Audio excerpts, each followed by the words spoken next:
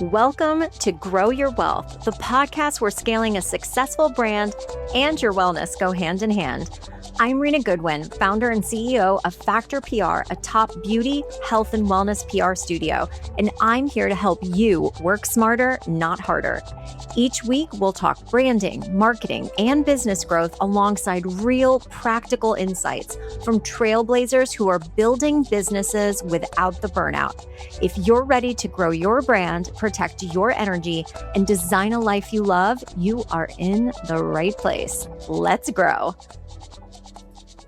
Hey everyone, welcome back to Grow Your Wealth. I want to start off today's episode telling you about a client that we have here at FACTEUR PR called Dr. Sarah Crawford. She is a physical therapist based in Cincinnati, and she came to us with a specific vision of what success in PR was going to look like, or what she wanted it to look like for her and her business, Wave Physical Therapy and Pilates and Anchor Wellness. Like so many clients, they are dreaming of a big feature. She wanted her name and top tier publications, that moment, the one that like really feels like an arrival. And I totally get that. And that's something that we always work towards for our clients as well too. And we got her that. We've gotten her several top tier media inclusions, actually, publications like Real Simple, The Washington Post, Women's Health, Harper's Bazaar, a print inclusion in Elle magazine even. We're talking more than $3.6 million in ad value. So basically the equivalent she would have had to spend in advertising to get the placements that she did, but she didn't have to spend a single dollar on any sponsored media. And what was the game changer in all of this? It wasn't just one of those features, although any one of those features on its own truly stands out. It was the accumulation of all of the coverage and the recognition, showing up in a roundup here, offering expert commentary there, a podcast interview, getting featured in trending stories online. And then bigger features started coming after that because we could use some of the smaller features to ladder up to the more top tier ones, because the credibility was already built. She was already starting to build authority as well too. And this is really where I want to take us today, because if you have ever been curious about how PR works or frustrated that maybe your PR isn't moving fast enough, or you've been passing on opportunities because they don't feel big enough for you, this episode, I hope, is going to reframe everything. First, let me set the scene just a little bit because context truly matters here. The media landscape today in 2026 looks very different than it did even 5 years ago, and it looks almost nothing like it did a decade ago. Understand this, that newsrooms today are smaller. Journalists are also very stretched. A recent Cision survey found that 72% of journalists say less than a quarter of the pitches that they receive are actually relevant to what they cover. That's less than 25%. And I've chatted with journalists that have told me that they receive up to 800 pitches every day. That is what our friend Cara Jillian Brown has shared with us. She's the beauty director over at InStyle magazine. 800 pitches a day, which means that time is limited for our journalist friends and the bar for earning coverage is higher than ever. But it also means that when you do show up, you stand out more because the value is higher than ever as well too. And here's the other piece as well. How people consume media has fundamentally shifted also too. According to Edison research, 70% of Americans over the age of 12 have now listened to a podcast.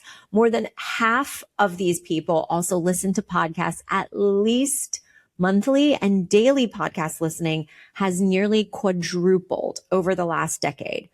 And when compared to social media, Americans find podcasts 23 times more trustworthy. Okay, I'm going to say that again. Compared to social media, Americans find podcasts to be 23 times more trustworthy than what they find on social media. That number literally stopped me in my tracks the first time that I read it. So the question isn't really, is traditional media still relevant? It is, but it's one lane in a much, much bigger journey. Okay.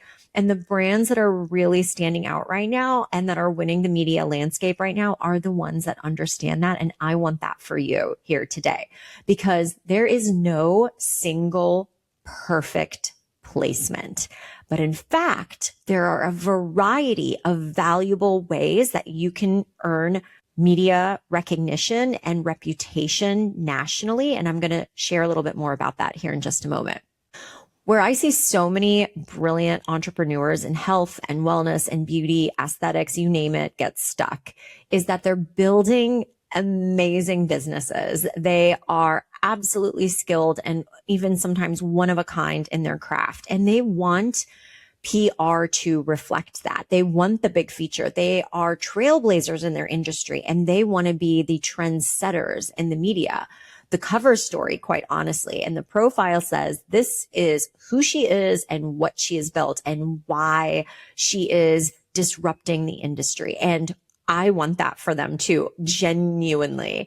But if that's the one thing or the only thing that you are waiting for, I need to drop a truth bomb on that conversation right now.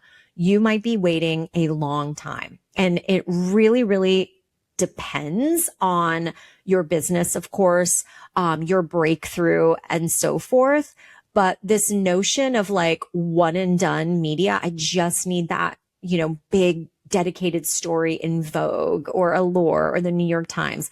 That should absolutely be on the wish list. That should be on the goals. But to kind of launch out of the gate or within, the first couple months of starting media and thinking that that's what's going to be there for you on the other end is a little bit far-fetched. And while you wait, your competitors are building that familiarity with the media. They are building credibility and momentum through every other type of media opportunity. And those other types of media opportunities are really, really important.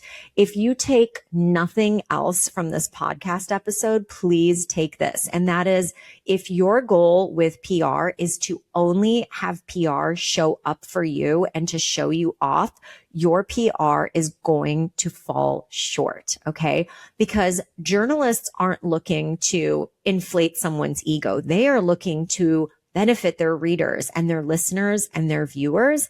And if you come to the table and meet them halfway, I assure you that down the line, your message and your impact absolutely in the media is going to come back and benefit you as well too.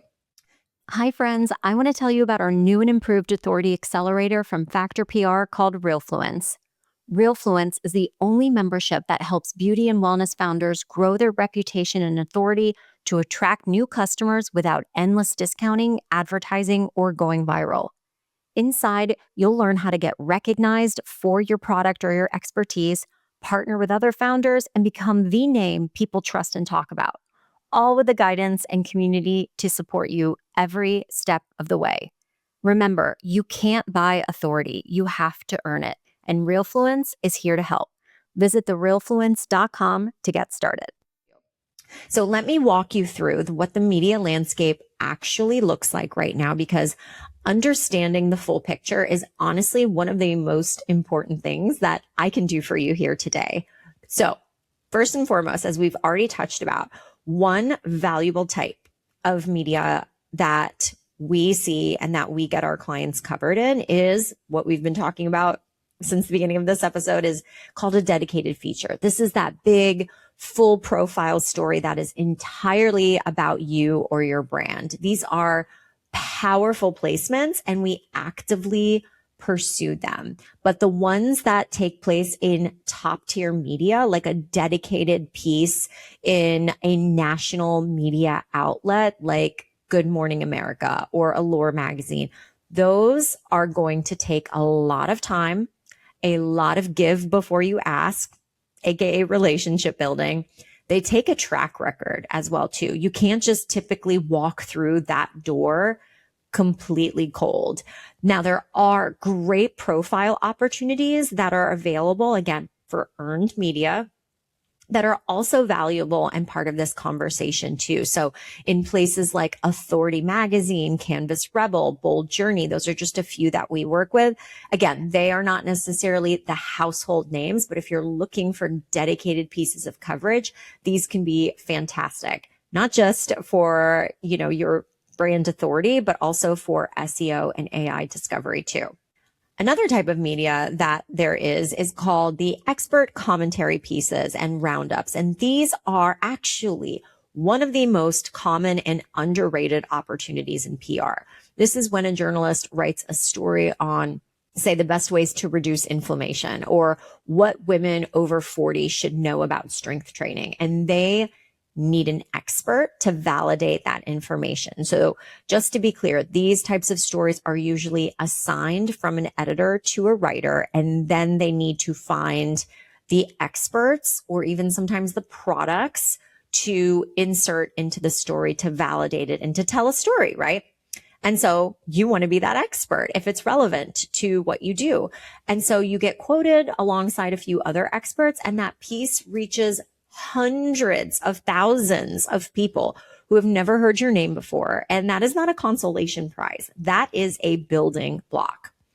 There's also trend-driven coverage. We see so much of this at Factor, and this one moves among some of the fastest types of coverages. When something blows up on social media or catches cultural momentum or a trend is circulating on the red carpet or the runway, journalists are scrambling to find experts who can weigh in. And if you're available, if you're relevant, and if you are positioned correctly, and you can get back to them before their deadline, that is a placement that puts you in front of enormous audiences and does establish you as an expert that people can trust to validate these trends, especially with the physicians that we work with at Factor PR. When most of our clients are physicians, they see so much information that goes trending on social media, and to be a leading trusted voice in these stories that can validate or debunk myths in some of these stories is huge, right? And increasingly, these stories also help make you findable on AI platforms and in search, because these trend pieces get indexed and they get surfaced over and over again. We also work on what are called contributed articles or bylines, where you're actually writing a piece in your own words for a publication or even medically reviewing a piece. These are incredible for thought leadership because they position you as the authority, not just a source, and they are gold for SEO and AI discoverability. When someone asks Google or Claude or ChatGPT about your area of expertise, those bylines help make sure that your name comes up. For my product-based brands out there, you cannot forget roundups, gift guides, best of lists, and these can drive real conversion. Someone in reading a gift guide in Real Simple and your product is in it, that reader is already in that buying mindset, and that is incredibly valuable. And what's more is that most of the time, especially for digital gift guides and roundups, they are affiliate friendly. So a little bit of a competitive advantage is that if you are willing to offer slightly higher commission, so let's say around 20% commission to Hearst or Condé Nast, their publications, including places like Real Simple, Good Housekeeping, and so forth, there is a high possibility that they will include you in that story or higher than other competitors that maybe don't have affiliate commissions that are quite as generous, and repeatedly feature you in those roundups too. And then there are podcasts, which I did sort of hint at earlier. And obviously, as a podcast host myself, I have many feelings about this, and the data backs me up here.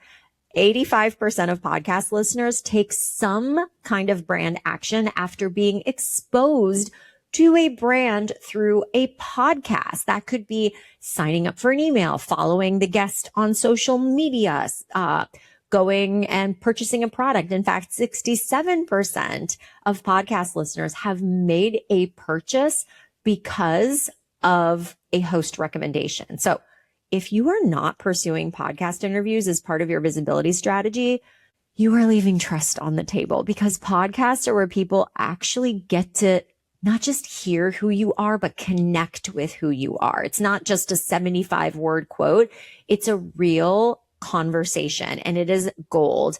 I always advise my clients too that, again, they are mostly experts, but some product-based businesses, founder forward, that especially if you like, let's say, don't love doing social media content or find it hard to keep up with, do the dang podcast interviews.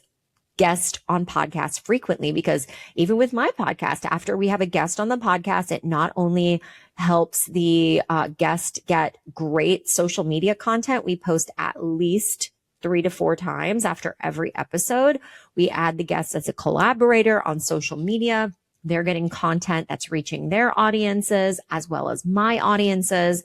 And they're getting authority building for their brand.